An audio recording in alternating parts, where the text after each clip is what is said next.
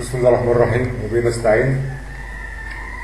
معاكم محدثكم اخوكم بهاء الشامي. النهارده هنشرح خدمه جميله جدا او ادد على المتصفح، عشان تعرف ان كانت الروابط ملغمه ولا سليمه والرابط ده امن وتخش ولا لا. انا شخصيا بستعمل الاضافه دي على جوجل كروم، الادد ده خدت بال حضرتك.